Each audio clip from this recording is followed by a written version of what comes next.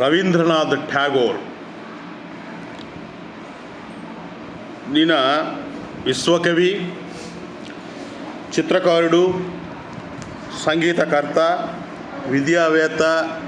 బెంగాలీ భాషలో, ఇంగ్లీష్లో అనేక రకాలైనటువంటి సాహిత్య ప్రక్రియల్లో విస్తృతంగా చాలా ఎక్కువగా రచనలు చేసినటువంటి వ్యక్తి.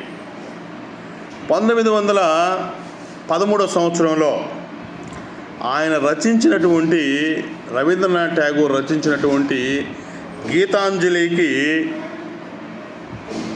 నోబెల్ బహుమతి వచ్చింది.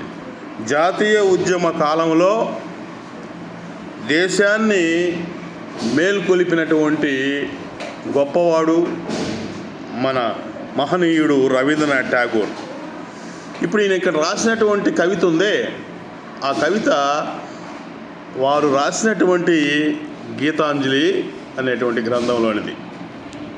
ఎక్కడ మనస్సు నిర్భయంగా ఉంటుందో, ఎక్కడ మనుషులు తలెత్తి తిరుగుతారో, ఎక్కడ మనసు నిర్భయంగా ఉంటుందో,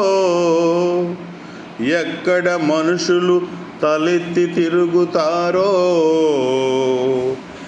ఎక్కడ జ్ఞానం విరివిగా వెలుస్తుందో, సంసారపు గోడల మధ్య ఎక్కడ భాగాల కింద ప్రపంచం విడిపోలేదో, ఎక్కడ సత్యాంతరాళంలోంచి పలుకులు బయలు వెడతాయో, ఎక్కడ అలసట నెరగని శ్రమ తన బాహువుల్ని పరిపూర్ణత వైపు దాస్తుందో, ఎక్కడ నిర్జీవమైన ఆచారపు టెడారిలో స్వచ్ఛమైన బుద్ధి ప్రవాహం ఇంకిపోకుండా ఉంటుందో, ఎక్కడ మనసు నిరంతరం వికసించే భావాలలోకి, కార్యాలలోకి నీచే నడపబడుతుందో, ఆ స్వేచ్ఛ స్వర్గానికి తండ్రి